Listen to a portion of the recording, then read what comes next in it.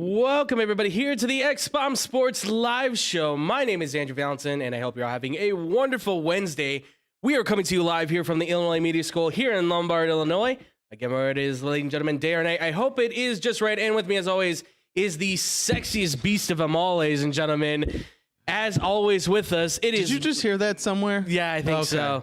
I had to use it, folks. It is, of course, Mr. Drew Gwillem, ladies and gentlemen. Drew, how are you doing? You sexy beast. Good. I'm good. Good way to start the show? Sure. All right. Awesome, man. Well, I mean, we got a lot to talk about today. We got a fun game to play, as always. Are you ready to do this, Drew? I like games. Do you? Sure. All right. Well, you ready Would you like to play a game? Well, we will play a game soon.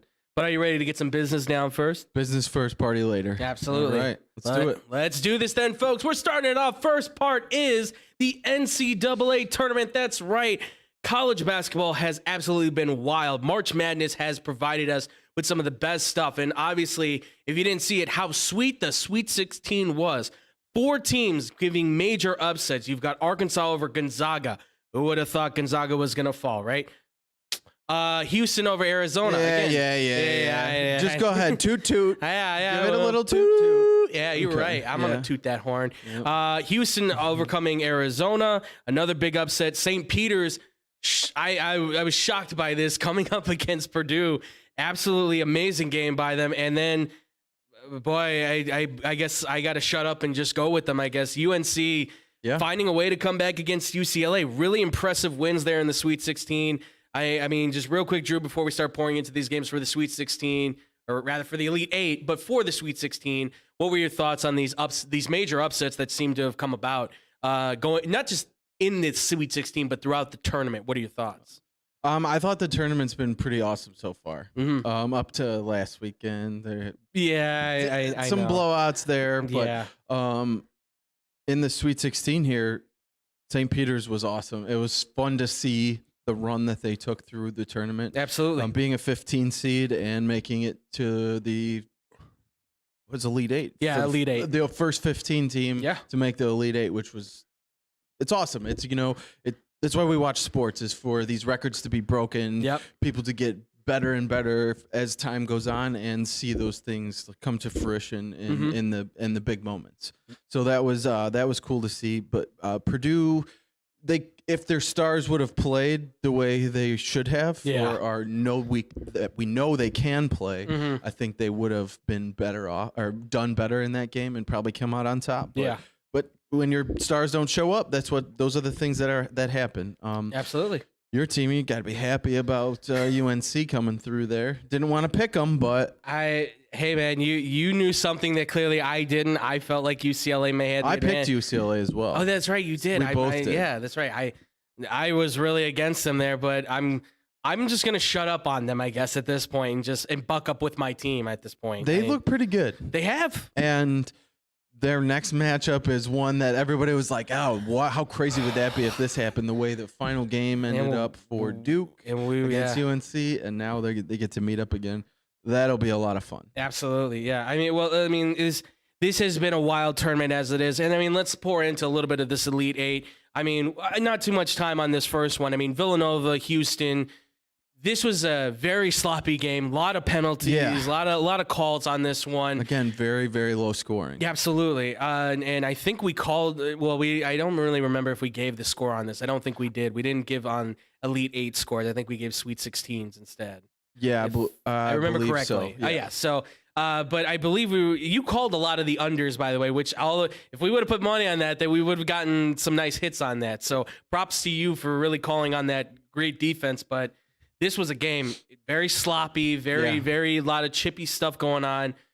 But at the end of the day, like when the matchup came to, I really thought maybe Houston might have a chance here, but it's Villanova. It's Jay Wright. You kind of felt like if anybody's going to pull it out, they're the team that's been coming about in these last few years, and they pulled it off. A 50-44 win. Samuels was really outstanding. They had a great guy coming off the bench, Daniels, who was able to put in 12 points of his own.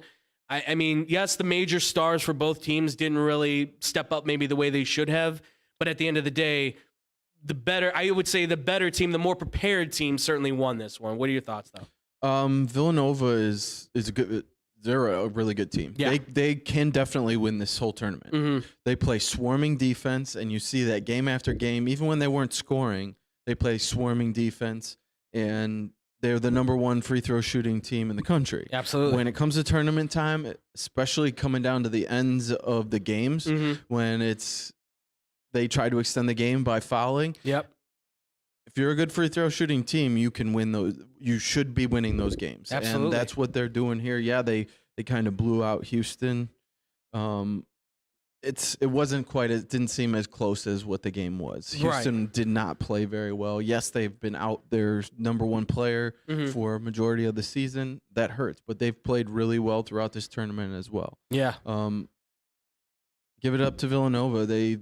Again, when the offense wasn't working, the defense came through and did enough, plus the timely free throw shooting again. So absolutely. I mean, this is the first game, too, for those who don't know, in the Elite Eight, that two teams have shot under 30% in the game, as total 29.8 for Houston, 28.8 from Villanova, 5%, by the way, from three-pointer for the Houston Cougars. So, again, very sloppy game, but a lot of great defense. Still a decent enough game, but let's get into these bigger games, shall we? Because we have Duke, who just upends every possibility of me having a bracket that could win with Arkansas in it. 78-69, a absolute tranche on Arkansas by the Duke Blue Devils. I mean, this team has absolutely come together. Bonchero looks legit. I mean, this team feels like they've got a lot of potential now since that ACC tournament loss to UNC. They've really kind of pulled it all together. What are your thoughts for Duke kind of not upsetting, but really kind of taking down Arkansas the way that they did? Yeah, when you see Arkansas take down Gonzaga, you think, okay, Gonzaga is the number one team in the tournament, right? So Arkansas played a really great game. Absolutely. And they looked really good doing it. So, okay, you think coming into this Duke game, yeah, Duke's a really good team. Yeah. But you think they should have been competitive. Right. And they really weren't. Duke, yeah, like you said, beat their ass the whole game. Absolutely. And they look really good going into this tournament. I think that loss to UNC really got them going. Yeah. Coach K goes out in the middle of the court at the end of this isn't planned, but, we're sorry. Which I hold a different story on being kind of a joke. But,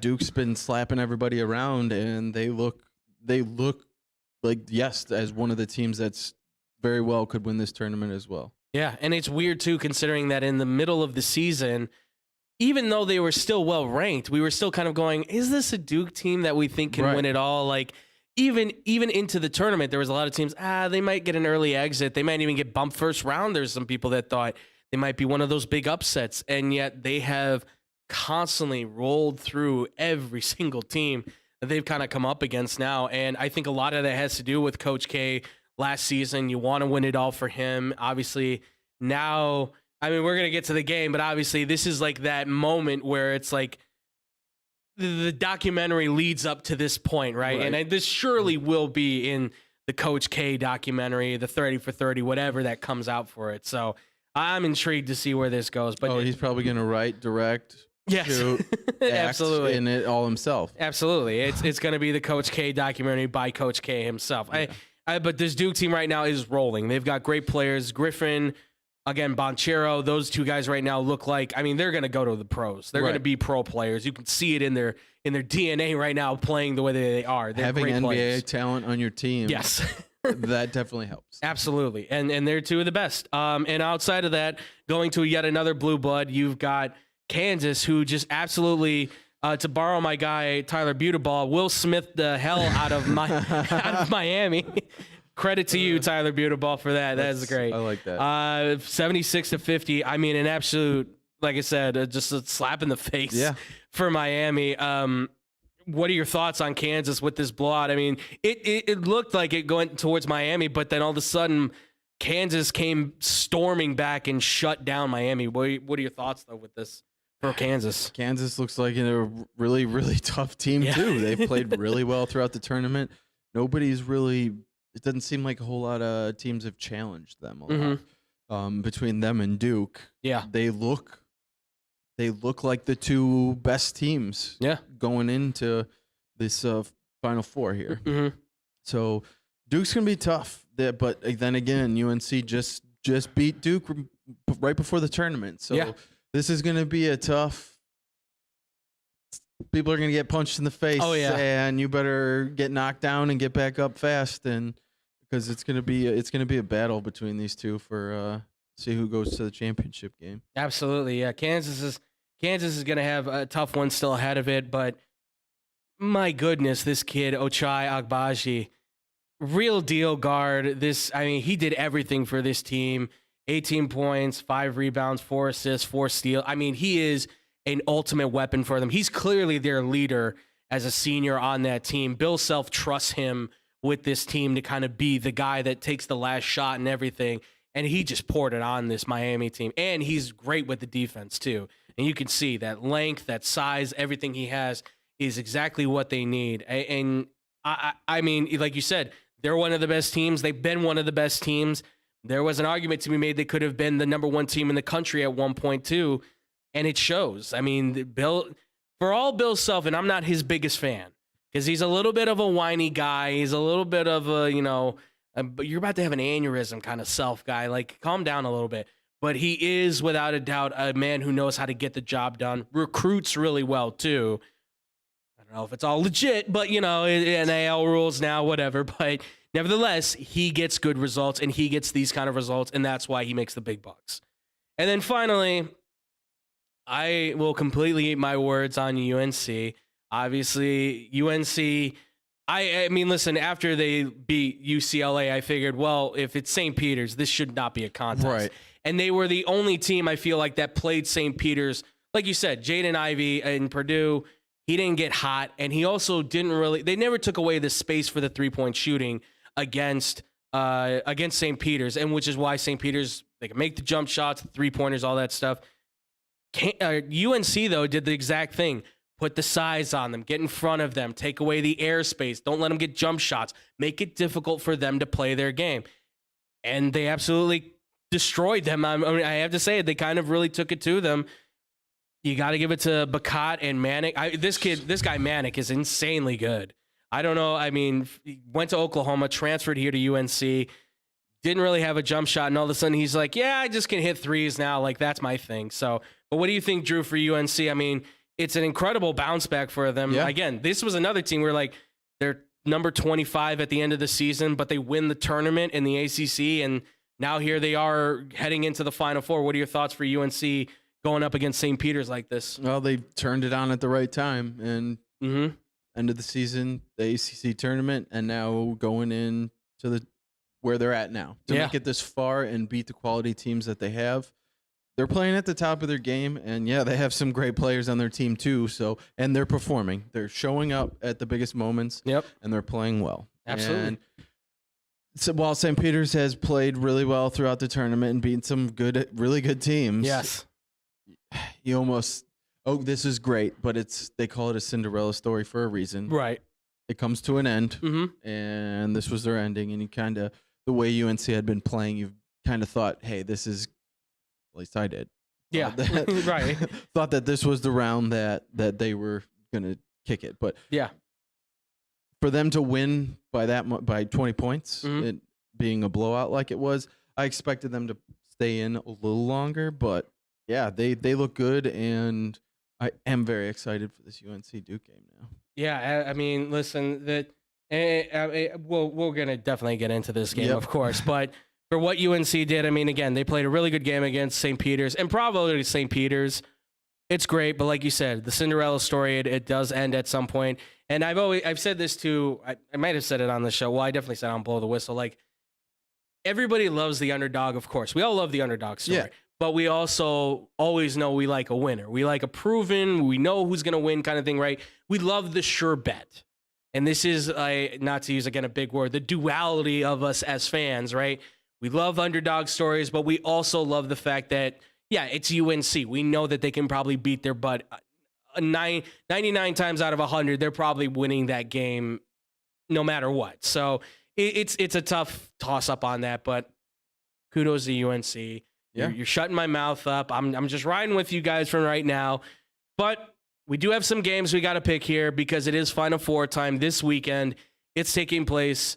So, Drew, let's do it. It's NCAA Final Four. Pick some predictions.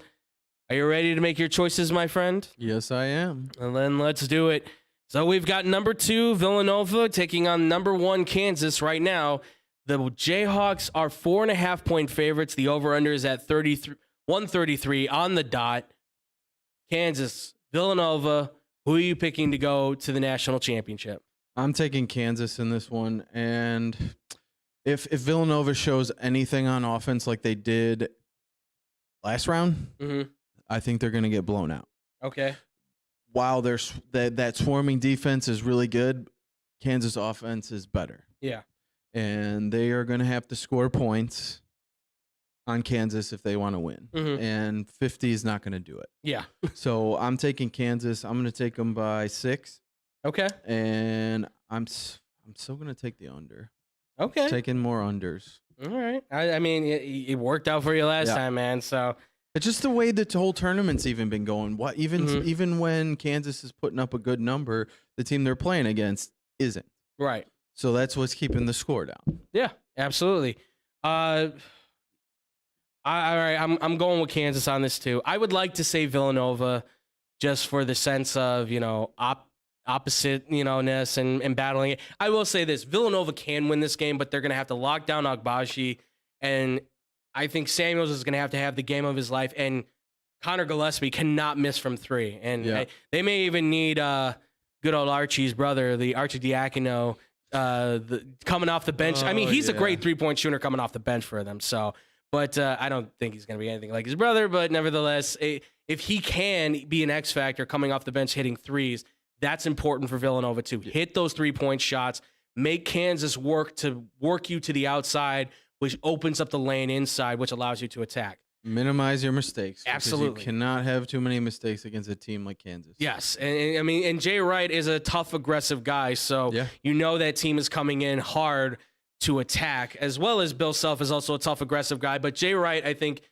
more so is a very methodical thinker, where I'm not saying Bill Self isn't, but I think Self likes to go with more strength and size and star power, whereas Jay Wright's kind of like, let's just work the team game thing. So, but that being said, I do think Kansas is going to win this thing. I'm going to say Kansas. I'm going to still say Kansas by 2. I think this is going to be a close game. I'm also going to say the under.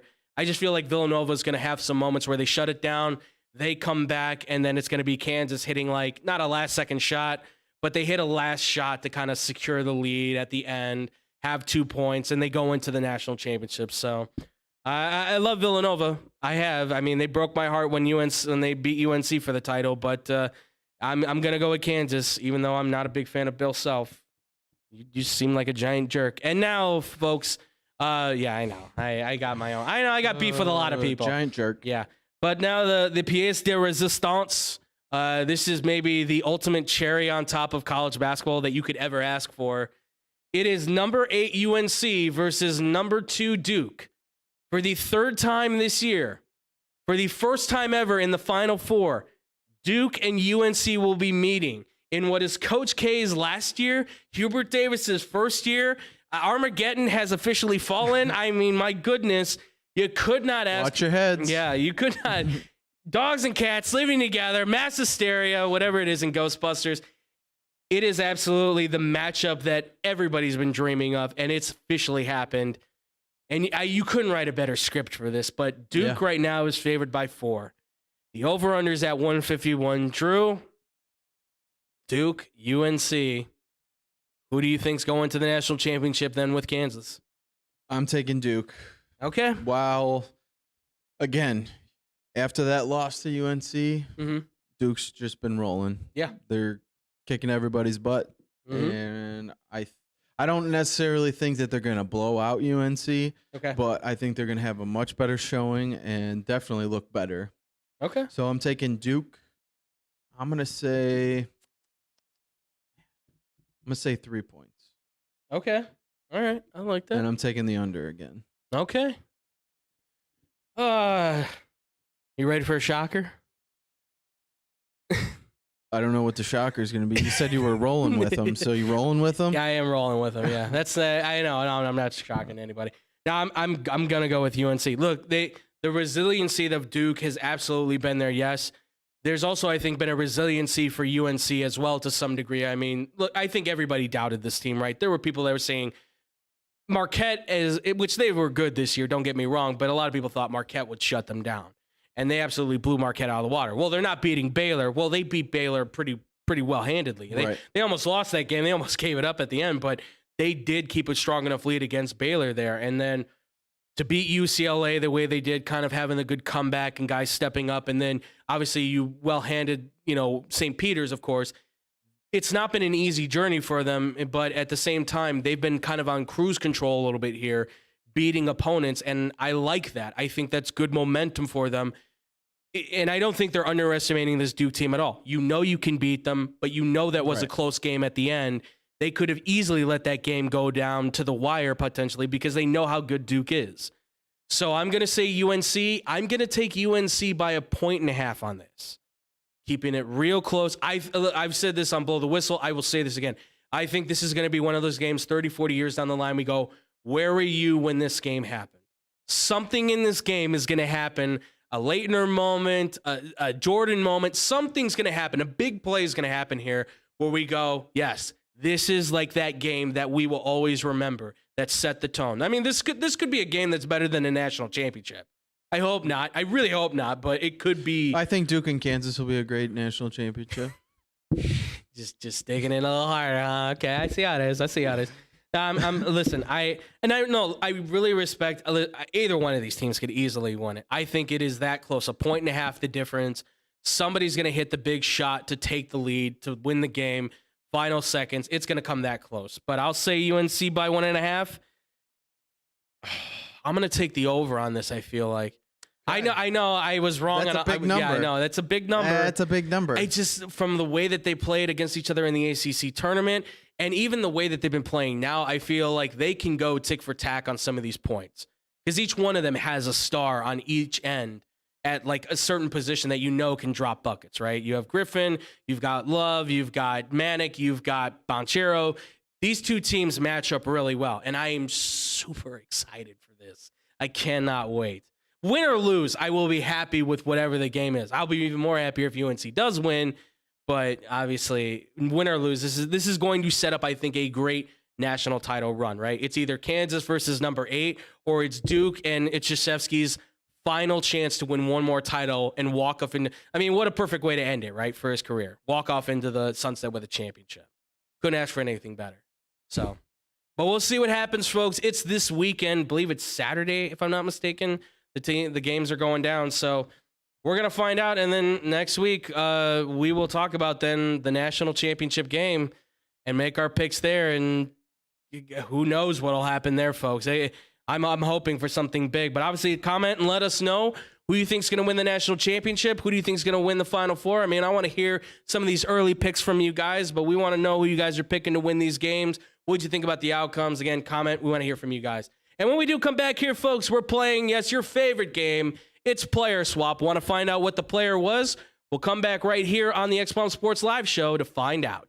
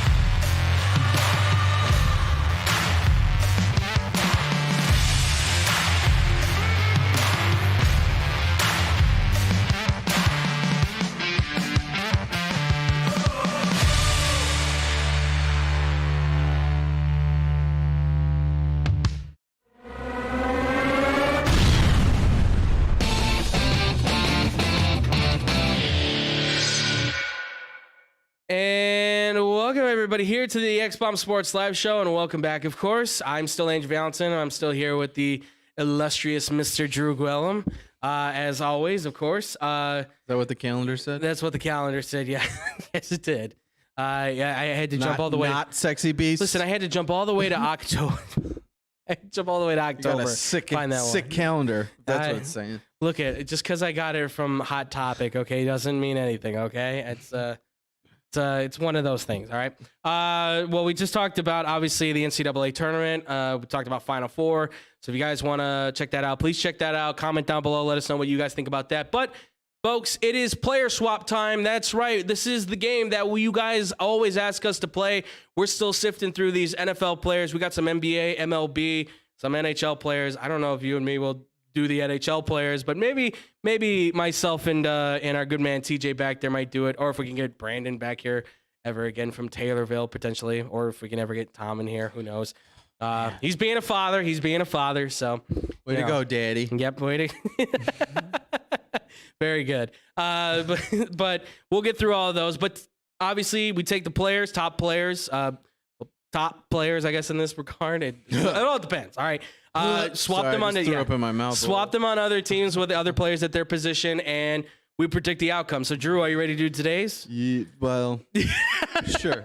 Okay. Yeah. Well, it's one of my favorite players, as everybody knows. I love this guy. Yeah. He's one of my my heart. Who the hell wanted us to do player swap with this guy? Well, it wasn't Tom, I can tell you that much. But I had like 5 different requests from people about good old Baker Mayfield, folks. That's right, Baker Mayfield. I get the reason. He's hanging out there. He's just waiting around. Absolutely. So, well, makes sense. And funny thing is, this is actually I got 3 emails about him before the Deshaun Watson thing, and then I got a few afterwards. I'm like, now can you guys do player swap for Baker Mayfield? I'm like, I mean, it's gonna happen in real life soon, so we might as well.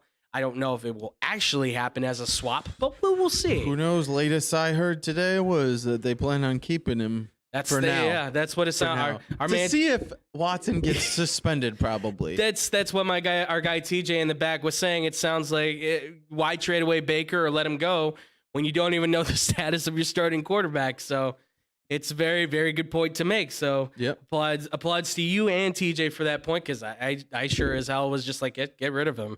And Jacoby Brissett's pretty good, I thought. So I think the comeback wasn't what they even close to what they wanted. No. Plus that $18 million he's owed this next season is a lot to try and move a guy like that. Absolutely. Well, I mean, listen, Baker Mayfield, for his stats, I mean, he's got a 6-8 record last year, 3,000 yards, just over 3,000 yards, 17 touchdowns, 13 picks, just above 60% completion.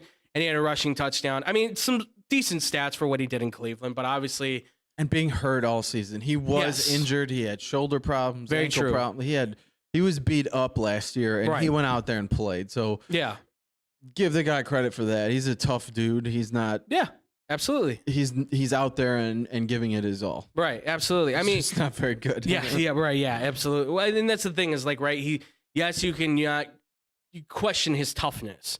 No, but I think also by that standard too, like you're playing through injury and stuff. I'm like, I think you can also though question his possible like decision making, because obviously if you're playing hurt, the potential for you to get more hurt is also still there too. So yeah, I heard someone talking about, it might have been Ryan Clark, whether you're hurt, injured, whatever you're doing, if you're going out there and playing, you still have to play well despite that. Exactly. Otherwise, you're never going to be the guy. Yes. If you can, under those circumstances, go out there, and if you're healthy enough to be on the field playing, and you can't play well, you're not going to be the guy. Absolutely. And now look, he's not the guy. So now we know Deshaun Watson is in. Will he play? We don't know.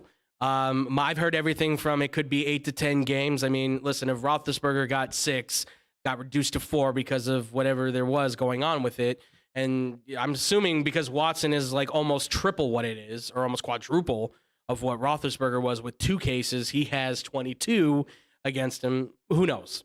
But for Baker, excuse me, just something came up. I was just talking about Baker. My bad. It was probably one of Baker's interceptions. He just seems to throw the ball everywhere. But he just threw another one. Yeah, he just threw another one.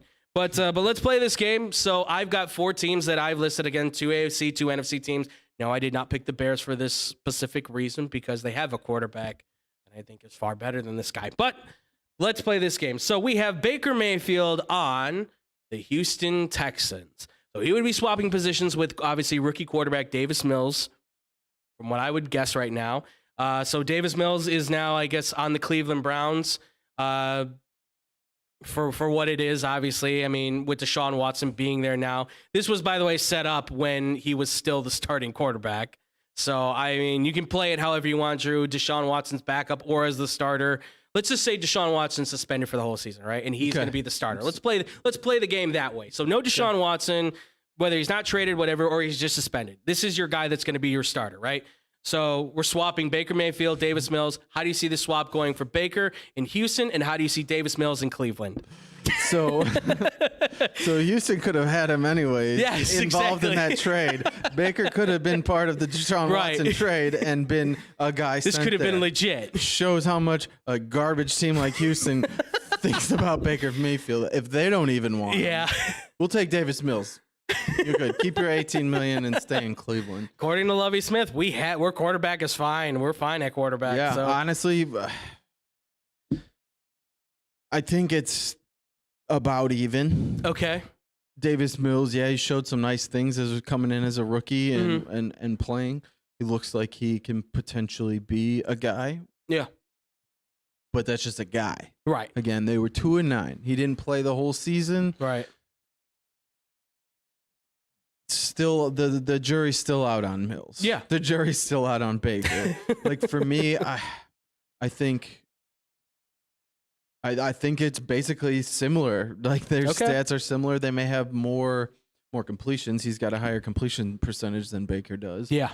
But as far as they're about the same on touchdowns and less games. Okay, so maybe I think with Baker being healthy can do more than what he's shown last year. Okay. So I still think it's about even because they're both like they're both just guys. So I don't think it doesn't sway one side more than the other. I think Houston might actually have like a slight uptick just because Baker's been in the league longer. If he's fully healthy, he is kind of a better player. So I would lean more that way, but overall just kind of it's a wash for me. It just kind of stays the same. Yeah. I mean, listen, if anything, I mean, for those who don't know, Baker's from Texas. So I think immediately it's kind of like a Johnny Manziel in Texas thing. Like you get immediate ticket sales out of that for Houston. So that's a big plus. And I agree. I think, look, Houston was god awful last year, right?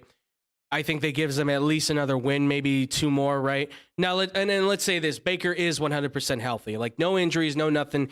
He's healthy. He's good to go, right? Everything. I think he can at least get like 25 touchdowns maybe out of that team. I think the interceptions might still be around 14, 15 interceptions, give or take. But I think he can at least, I mean, look, you went 6-8 with that Cleveland Browns team. You can at least maybe get 4 or 5 wins, I think, out of that Texas team. I mean, if you're considering Davis Mills got 2, you have to be able to at least get 2 or 3 more out of that. So I think Baker in Houston feels more comfortable because it gives them somebody who they can kind of say, okay, reliable guy. We know who he is. We don't have to try and guesstimate all this stuff.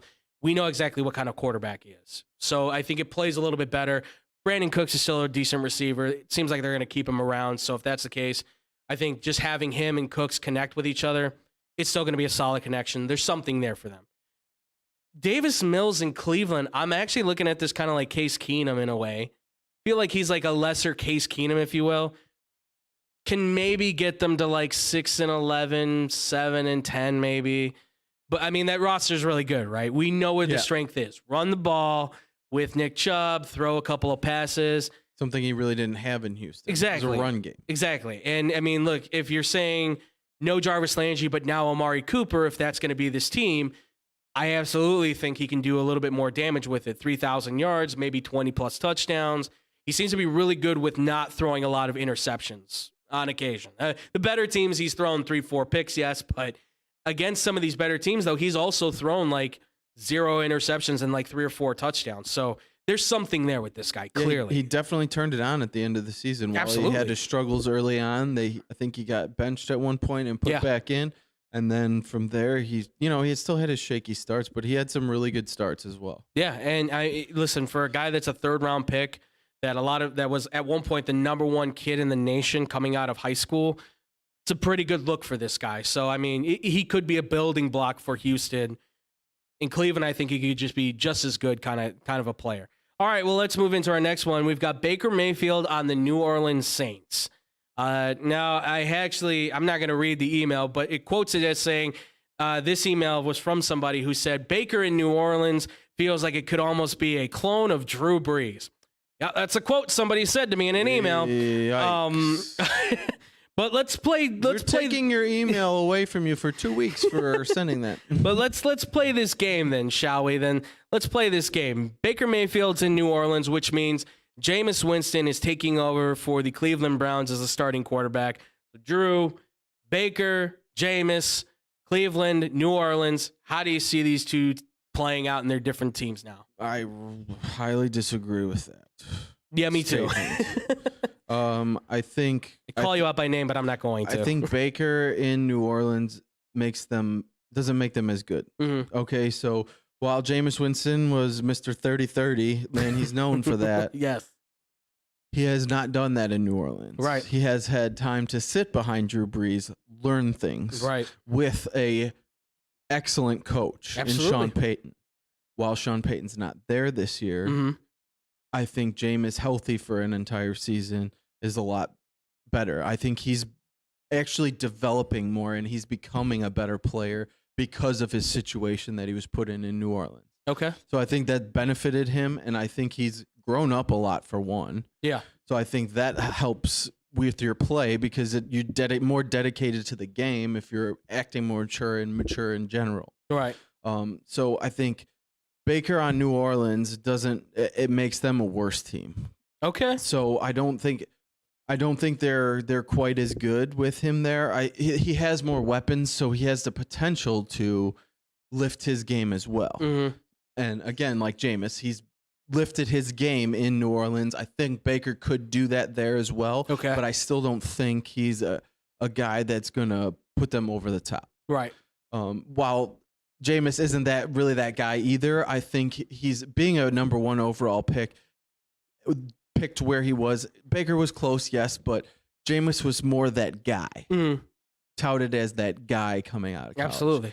So I think him on Houston is going to make that team, or I'm sorry, Cleveland. Yeah. Him on Cleveland with Amari Cooper as well, some Donovan Peoples-Jones. Winston has a strong arm, so he can get it downfield to Donovan Peoples-Jones, big tight end, and having an awesome run game like he's had in New Orleans as well. Absolutely. Will kind of be a nice transition for that. And I think he definitely improves Cleveland I think if Jameis continues on his path of going upward where he's at and not throwing as many interceptions and being smarter with the football, they could be a playoff team with him at the helm. Okay. Jameis in Cleveland, to me, you disagree with me if you want, obviously, on this. Maybe I'm shooting, but it almost feels like putting him in Cleveland is kind of like Deshaun Watson light. I don't know if you agree or disagree with that. There's certainly differentials between the two of them, of course, but based off of what I've seen them both kind of playing quarterback, they both have strong arms. They both have the ability to kind of escape the pocket if they need to and throw on the run. The difference is, though, I think Watson is more dialed in on making that pinpoint decision, whereas Jameis, I think, is only just learning that now on how to zero in on a receiver and make that throw. Because every now and then we still see him make the big play throw, and then obviously comes the big play interception. See, for me, Deshaun Watson's otherworldly. He's a generational talent. At one point, you could argue for him being the best quarterback in the league at one point. Right. Between 1, 2, 3 at the worst. Yeah. Okay. Jameis has never been there. No. So while I agree with their games, they can do some of the same things. Yeah. It's just Deshaun Watson does it so much better. Yeah. Well, and that's why I said he's a Deshaun Watson light. He's not the full package, of course, but he gives you some stuff that you're kind of like, okay, if I couldn't get Deshaun Watson and I could get Jameis Winston, I'm at least getting some of the skill that's there. Maybe not the same processing power and everything, but I'm getting something. Not the same rushing ability. Absolutely. But he's slippery in the pocket. Yes. He can dodge defenders and get out of there for not being very fast at all. Right. And that's the thing. It's like, I think him going in there, Cleveland does stay the same. 11-6, I think, is probably their max potential. Like you said, though, it's the same thing in New Orleans. You're handing the ball off to Nick Chubb. You're throwing a couple passes here to Amari Cooper, like Michael Thomas, essentially. You're finding your groove. You got a tight end that you can work with in Njoku. Right. Donovan Peoples-Jones, like you said. I'm sure they're going to go find another receiver later in the draft, blah, blah, blah. And your defense is fantastic. Same thing as New Orleans.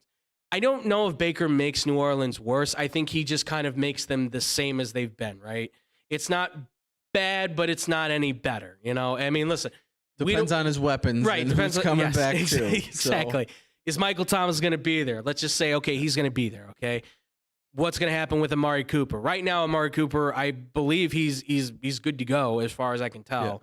Yeah. But time will tell. We'll see what happens with that. I think they still have to have like a hearing and things like that. There's still some stuff I think that has to go down with. So for me, like if Michael Thomas is there too, Baker's already shown that he can't get along with one number one receiver on his team and completely ignore him and miss him wide open. Yeah. There's that leaves the door open that's a possibility to be a consistent thing with him. Right. And that could very well happen wherever else he goes. Absolutely. So to me, like that adds into it as well. Yeah, no, and that's a good point. I mean, it just because of what their defense is. Right. Because, like, again, let's just say Alvin Kamara, good to go, fine, he's there. There's still something steady there for the offense to work with. I don't think, though, his numbers are going to be strong. Right. Nowhere close to what we see with Winston, 14 touchdowns, 3 picks. I don't think that's happening. I think you're going to see probably closer to like 10, something like what we see with Davis Mills, 16 touchdowns, 10 picks, kind of close to what he had in Cleveland, because it's almost kind of the same system. But he's going to be asked to, I think, throw more because Dennis Allen sees there's weapons there to use. And they're going to go probably get a weapon, too, like a Jameson Williams or something like that. Please don't, but I'm just saying they might. But they could do that. And if that happens, well, now you've got a stretch the field guy and you got a can-do every route guy. Yep. Baker's got to be able – he can launch the ball. Don't get me wrong. He's got an arm. He does. But he's got to be accurate and he's got to be on point with it. Otherwise, I don't think this offense works. If he does, obviously I think New Orleans can be successful. Is it going to be Drew Brees delight or whatever this guy said? No, that's not happening. The only reason Drew Brees is a different animal, folks. That's, the only reason Brett Favre was allowed to throw those interceptions as many as he did, and it was okay, was because he threw a ton more touchdowns than that. Yeah, absolutely. And he won a lot of games. Right, and he is a gunslinger. I mean, you're talking about Baker, who is wants accurate, to be like Brett Favre. Right, he wants to be like Brett Favre, and you're talking about him being like, I would say probably the most accurate quarterback in NFL history, maybe. It's just apples and nuts at this point. Two totally different food groups. By the way, too. Did you say nuts? Yes, I did. Yes, it's something that Baker sometimes doesn't have enough of. Yeah. You can't say that. He's tough. That's true. He is tough. He's tough, but his nuts may be cracked. Our guy King B-Mac heading, and he says player swap for Baker is like Chris Rock giving the horoscope for everybody. Bravo, sir. Bravo. King B-Mac, my man, you come in clutch, my friend. Always. That's great. That is great. All right, let's move on. We've got Baker Mayfield on the Atlanta Falcons. Now, when I wrote this, Matt Ryan was still Falcon. Obviously, that has changed. It's now Marcus Mariota. So for Mariota's career, he has 13,000 passing yards, just over 13,000, 77 touchdown passes, 45 interceptions, 62% or about 63% completion rating.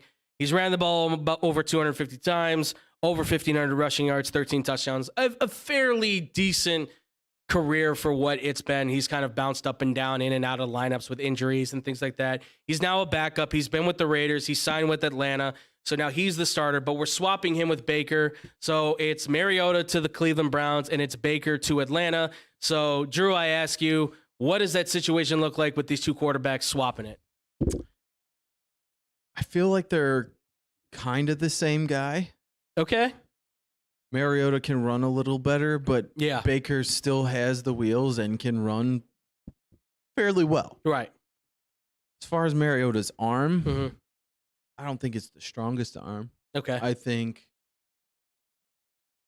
he's played longer. He's had more of a vet more used to the league. He had time to sit behind Derek Carr and probably learn some things there. While everyone's going to have their things to say about Gruden, he was there with Gruden. Gruden knows how to coach players, whether he's whatever. Yeah. And, all the other things aside with him. Absolutely. He was a good coach. Right. And I feel like that would benefit Mariota. Okay. It's hard for me to say.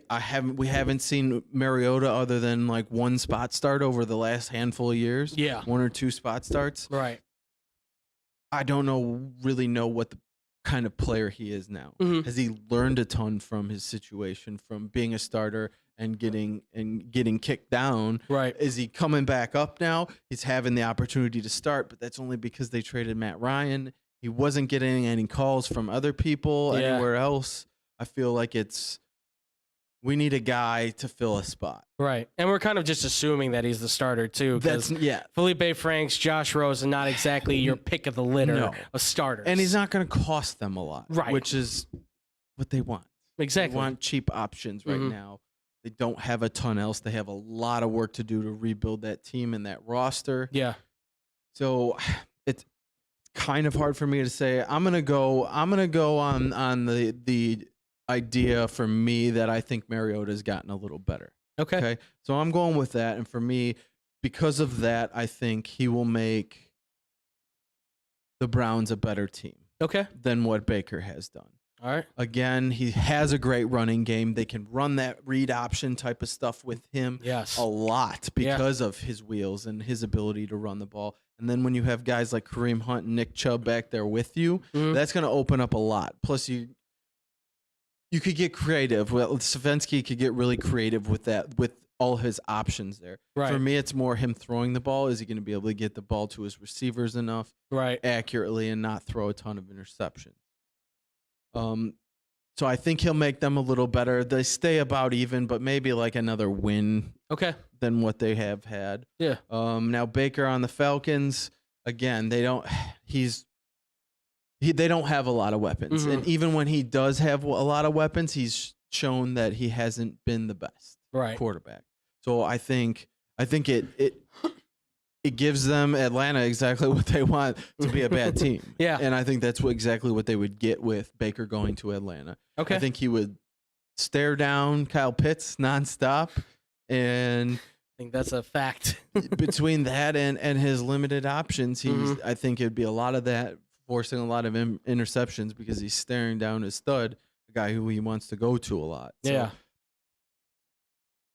again, I don't think Atlanta sways too much either way, but I do think that they're still a very bad team. Okay, I'm kind of in the same boat. I mean, I don't know how good Mariota is. I'm not his biggest fan. I think he's better as a college quarterback. He's not really a guy I think that was prepared to jump into the pros. He still has that kind of college quarterback style to him. Granted, now of course, he's a very much lesser version, I would say, of like Lamar Jackson. He likes to run around a lot more than he does sit in the pocket. Doesn't mean he can't. It just means I think he likes to move on a play action. He likes the rollout ability, so he can take off and run. We've seen more and more of NFL coaches doing more of that college type of thing. Exactly. Because it works for their quarterback. Right. So I think this is an opportunity for them to possibly do something like that with Mariota as well. Yeah. Play to his strengths. Again, adjustments as a head coach.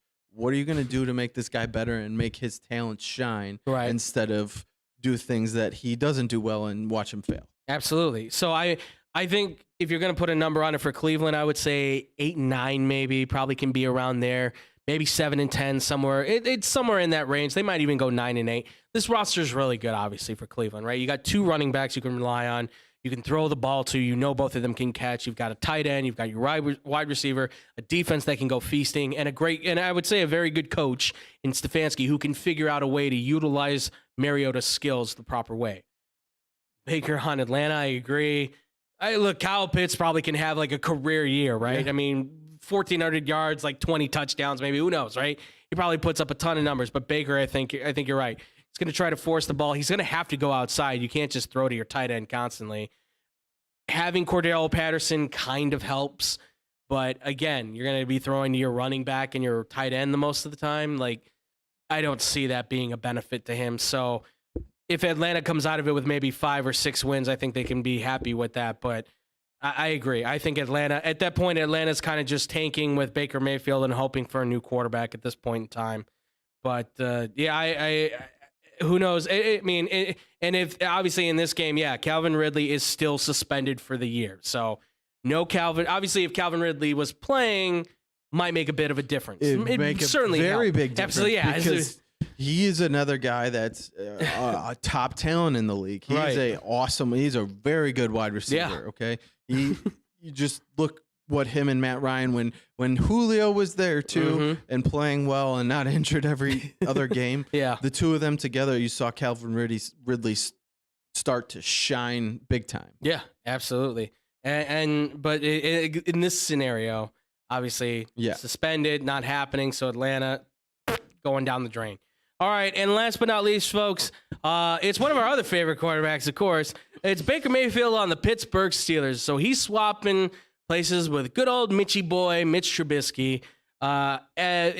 He obviously has no real numbers from Buffalo. So for his career, just over 10,500 yards, 64 touchdowns, 34 picks, 64% completion, 200 carries, 1,000 rushing yards, or close to 1,100, 9 rushing touchdowns. We know those numbers. We watched him here in Chicago. We know what he can kind of do ourselves. By the way, for those who are wondering, for obviously quarterback Jameis Winston, he had a 5-2 record in New Orleans, if you're wondering that. For Trubisky, for his career, he is 29-21. For Mariota, folks, just so you have the update, 29-32 career record for him. But for Baker Mayfield and Mitch Trubisky, I can't believe I'm saying this, and this could be something that may happen, believe it or not. The Steelers have some expressed interest in maybe picking up Baker if he was cut, of course. But in this scenario, they swapped the quarterback, so Mitch is in Cleveland, Baker's in Pittsburgh. It's an interdivisional trade. What do you think's happening in this situation for both quarterbacks? More crap. Just more. Saw it coming a mile away. More crap. I think these guys are a lot of the same. Yeah, they're a lot of the same. You have to tailor an offense to what Mitch does. Yeah, which we saw didn't happen in Chicago, and he failed. Right. You have to do things that make their talents shine. Yes. The things that they do best, you have to accentuate that. Otherwise, they're going to fail. Yes. I think Baker and Trubisky are that same kind of level. Okay. They can both run the ball. I think Mitch is a better runner than Baker is. Yeah. He should be. That's what he should have done more of in Chicago was, hey, your first read's not open and you got a lane, take it. Don't waste any time. Yeah. Because those games where he would start rushing a lot and rush for 60, 80 yards, you were getting guys open because you have to have safeties come up to help guard against that and watch that. And that can leave a guy open over the middle where he would hit at times. Absolutely. So Mitch on Cleveland, I think it'd be doing basically the same thing as what Baker's been doing. It's a wash for me here because they do about a lot of the same things. Yeah, Mitch has a higher completion percentage. He's played more games than him too, so that shows some things. And the fact that Mitch does have a higher completion percentage than Baker with the way he played in Chicago, that might be saying something too. Right. I think Baker might. I think just because of Mitch's decision making, while Baker still has poor decision making at time too, he came out his rookie year and at least looked like he could be a guy. Yeah. So I think with the talent in Pittsburgh, he's got wide receivers on all sides. And a really good running game as well. Yeah. And a really good tight end so he's not just staring down one guy and focusing on one guy. He's got plenty of options there. Right. So I think that helps Baker as well. He needs the talent around him for him to be a good player or the potential to be a good player. Yeah. So I think it'll lift. While I call it a wash on the player wise, I think he still lifts Pittsburgh more than what Mitch can do. Okay. If that makes sense. Yeah. I know it's kind of like, they're almost equal, but Baker kind of has the edge. Kind of the edge of what the eye test. Yeah. We've watched a lot of Mitch. Mm-hmm. Yeah, Baker's done the same kind of crap, but I just feel like he's got more the mentality of, I'm going to go out there and play even though I'm injured. Right. I'm going to get out there and give it my all every game. Yeah. Well, I'm unsure, like, with Mitch. Like, do you care? I think he cares. I just don't think I don't know if the whole mental capacity for what that position takes and the scrutiny you get there and everything that goes into it, I don't know if he's got it. Yeah. When he's talking about, I got to shut the TVs off in the locker room because of what people are saying, like, you got to be more mentally tough to play this position in the NFL kind of and in a city like Chicago. Yes, absolutely. The media will be all over you. Okay. We're coming for you. Yeah. So yeah, that's where I stand. Like, I think Mitch will kind of keep the Browns around the same spot. But maybe slightly less as well. Okay. I mean, we're kind of in the same boat. I mean, Mitch's numbers, listen, after his last year of being a starter with the Bears, 6-3, 16 touchdowns, 8 picks, over 2,000 yards. Not bad numbers, pretty decent numbers for what they are. It compared to Baker's, a little bit better, but also a little bit worse here and there. It's just, it is, like you said, it is kind of a wash, but in terms of Baker on Pittsburgh, I think does give them that extra dimension in a way, like you say, like he's going to play through the toughness. It's kind of like Ben Roethlisberger in a lot of ways. There's a big Ben quality to him. I'm going to play through injury. I don't care if I get smacked around, and he's got a great arm to get the ball to Deontay Johnson and Chase Claypool. So that helps a lot. You have to be able to stretch the field. We've seen Mitch's arm. I've been one of his biggest critics about his arm. 50 yards at best when he puts everything behind it, and he's going to throw up like a baseball pitcher to kind of like leg lifting up and everything to put everything behind it. And it's still only going 50 yards. Baker can throw up probably a good 65 yards putting everything behind it, which for a guy like Johnson, you want to stretch the field. You want to get a guy out there to kind of be able to do that stuff. And that helps them a lot. So I think if anything, Pittsburgh's going 10-7. They at least have another winning season. So Mike Tomlin gets another one. Mitch in Cleveland, 8-9. Again, this is all due to the fact that the roster is so strong in Cleveland. Right. But I think he does. I would, you know what? I'll go 7-10 just because I feel like, if anything, Mitch will be the reason they do lose games. If you're calling Baker Mayfield, I believe it was Clark that said he was a liability, if I'm not mistaken. If you're calling him a liability, I think you would also call Mitch a liability as well. Right. So I think Browns definitely go down more or stay the same at this point, if you will, while you have the Steelers would at least improve by, I would say, like a game and maybe two. They would still, I think, have a winning record, if anything. So that's going to be it for Baker Mayfield, folks, because he's the treasured boy of the NFL, folks. Tired of Baker. Yeah, me too. And I just can't wait to see where he does go so we can finally be rid of it. Although we're gonna have the conversation about what he's gonna look like on his new team. I'm not gonna jump to anything. I don't want to get into another conversation. I just wonder if he can handle. Because we talked about it with Cam Newton. Can he handle being the backup somewhere? Right. That's the big thing. Baker's personality reads a lot to being a starter. So hey, man, if the NFL doesn't work out for you, like we've said, USFL is coming around the corner here, and the XFL is coming out next year. I would seriously, I know you want to be a starter in the NFL, but maybe being the king of the spring league is not a bad idea. Just saying. Could be an option. Could be an option. Okay, think of all the money you could make. I still think he's young enough. He has much more room to grow. Yeah. And grow up some. Yes. So I think if he can manage that and handle that, then I think he's got the opportunity to become a better quarterback. Yeah, absolutely. And for anybody who is asking for Seattle, sorry, the Seahawks are not going to take him. They want to tank and get a new quarterback. Come on, get with it, folks. They want Drew Lock. They want Drew Lock. Yeah, they want Drew Lock so they can get the Ohio State or Bama kid next year. That's how that works. And we'll see what happens, folks. It's going to be Baker's going to have a lot of decisions they're going to have to make. So we'll see. We'll see when it comes about. But that's going to do it for the show here, ladies and gentlemen. Obviously, Let us know where you think Baker Mayfield should go. Who do you think would be a good swap for him? If you want us to do another team, maybe we'll do it. I think we're going to take a break on Baker for now. I've tortured him enough, I think, at this point. Please. So, we'll start with Tua next. No, I'm just kidding. He is on our list, so we'll get to him later, folks. So. More like, let's do more Devontae Adams and players like that, okay? Yeah, well, there's a good mix of, like, I think maybe in the tier of player, interesting names, let's call it that. They're the interesting names that we may throw out there, so...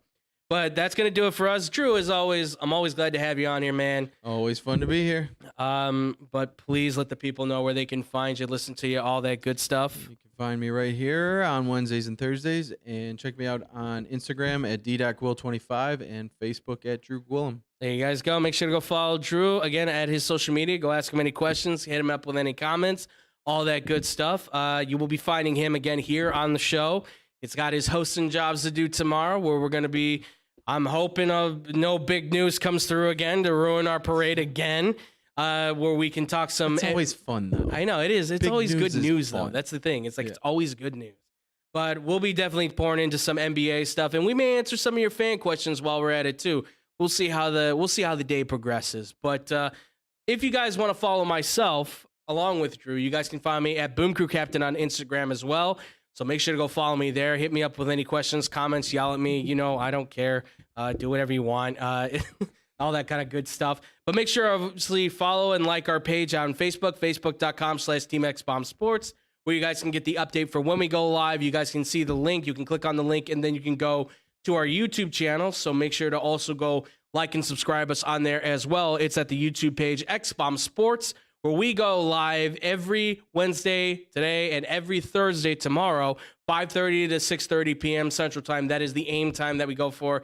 I know we kind of been going a little bit later, but we're now going to have to get out a little bit earlier. So these episodes might be a little bit shorter because of constraint of time. Also, students have to learn, so we have to make room for the students to get their learning knowledge on. So be on the lookout for that as well. But also, too, make sure to follow us on our social media as well at XBomb Sports on Twitter and Instagram for any updates on the show and any funny things that we decide to post also along the way. And two, if you have any questions, any comments, anything like that, you can hit us up at xbsportsofficial@gmail.com. We love hearing from you guys. Keep those questions coming in because, like I said, with kind of things starting to slow down now before baseball and all this stuff starts to ramp up, we're going to start getting into more of the questions and things like that. So please keep them coming.